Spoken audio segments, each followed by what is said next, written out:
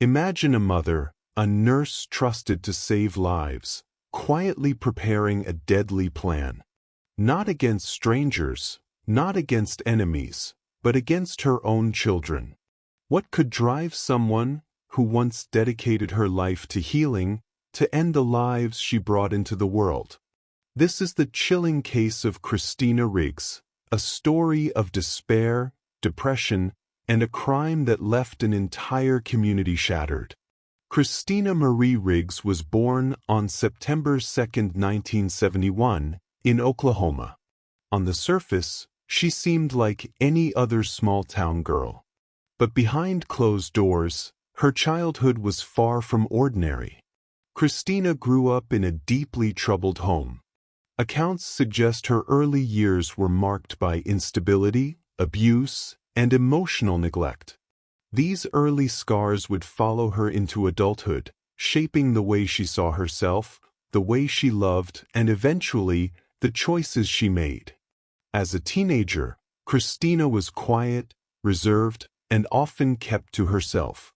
Teachers described her as bright, but withdrawn, a young girl who seemed weighed down by something invisible. Friends noticed she longed for love and stability, something she rarely found at home. These hidden wounds mattered, because years later, when her life began to unravel, those old scars would resurface in the worst possible way. Christina longed for a stable life, and as soon as she could, she tried to build one of her own. She married young, but the relationship quickly fell apart. The details of her first marriage were rocky, filled with arguments and emotional turmoil. Later, she married John Riggs. At first, it seemed like this would be different. They had 2 children together, Justin Thomas, born in 1988, and Shelby Alexis, born in 1992. To the outside world, Christina had what many considered the perfect little family. But behind closed doors, the marriage was unraveling. Christina and John Riggs grew apart. Their relationship was strained, with money troubles and constant fighting. Eventually, they divorced, leaving Christina a single mother raising 2 young kids on her own. This was the turning point, because Christina wasn't just a divorced mother, she was a woman quietly sinking into depression, carrying the weight of financial stress, emotional instability, and unresolved trauma. Despite her struggles, Christina worked hard to provide for her children. She found employment as a licensed nurse, and by 1997, she was working at the Arkansas Heart Hospital in Little Rock. By day, she was a professional caregiver. She treated patients with compassion, administered medications, and earned the trust of her coworkers. But by night, she returned to a lonely home where depression and despair consumed her. Coworkers noticed she often seemed tired, withdrawn, or distracted.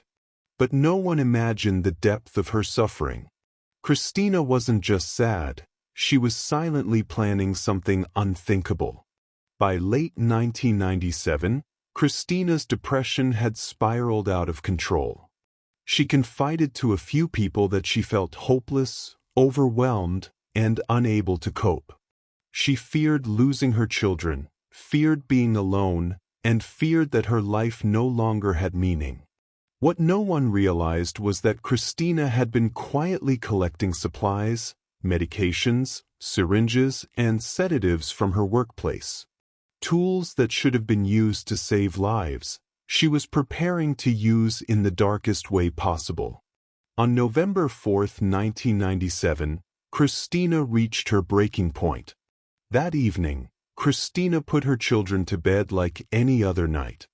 Justin was 9 years old, full of energy and curiosity. Shelby was just 5, bright-eyed and innocent. But after tucking them in, Christina prepared syringes filled with potassium chloride and morphine, powerful drugs she had taken from the hospital. She injected Justin first, hoping the sedatives would make his death painless. But instead of slipping away quietly, His small body reacted violently. He began to struggle, convulsing as the drugs coursed through his veins. Panicked, Christina held a pillow over his face until he stopped breathing. Then she turned to Shelby. This time, the injection worked quickly.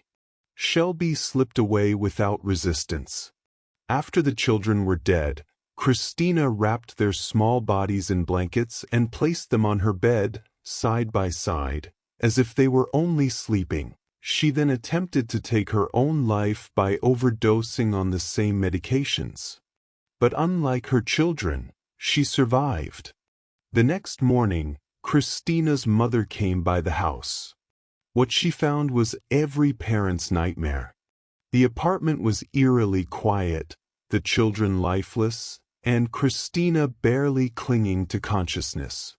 Emergency responders rushed to the scene.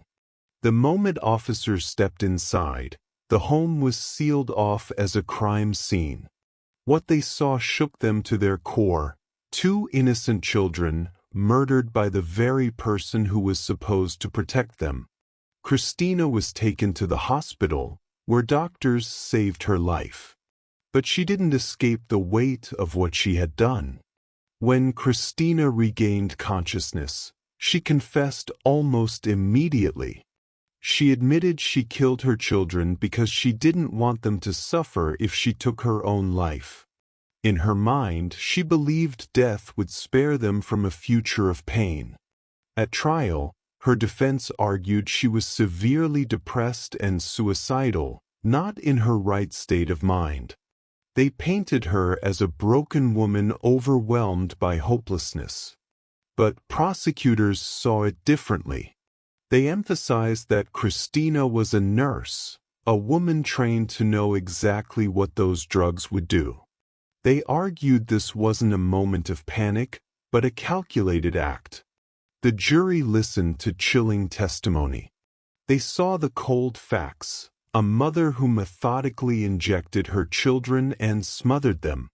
In the end, they reached a devastating verdict: guilty of capital murder. Christina Riggs was sentenced to death by lethal injection.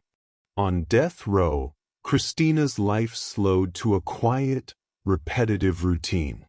She spent her days in a small cell, writing letters and reflecting on what she had done. Some letters revealed regret, others revealed resignation. Unlike many death row inmates, Christina didn't spend years fighting her sentence. She accepted it. In fact, she even asked for her execution to proceed, telling the courts she no longer wanted to live. On May 2, 2000, Christina Riggs was led into the execution chamber at the Arkansas Department of Corrections. She was 28 years old. Her final meal was a simple request: cheeseburgers, fries, and Coca-Cola. As she lay strapped to the gurney, Christina made no final statement. Witnesses described her as calm, almost detached. Then came the irony. The same drugs she had stolen to kill her children were now being used on her. A lethal cocktail of chemicals entered her veins, and within minutes, Christina Riggs was pronounced dead. The case of Christina Riggs remains one of the most haunting crimes in Arkansas history. A mother, a nurse, a woman trusted to save lives, who instead took the lives of her own children. It raises painful questions. Was this justice, or was this tragedy upon tragedy? Could Christina's life have been saved if her depression had been treated, if her cries for help had been heard sooner? For the families, the community, and everyone who followed the case, the scars remain. 2 children lost their futures. A mother lost her soul. And Arkansas carried out one of its most chilling executions. Let us know your thoughts in the comments below. Don't forget to subscribe for more true crime stories, where we uncover the darkest corners of human nature.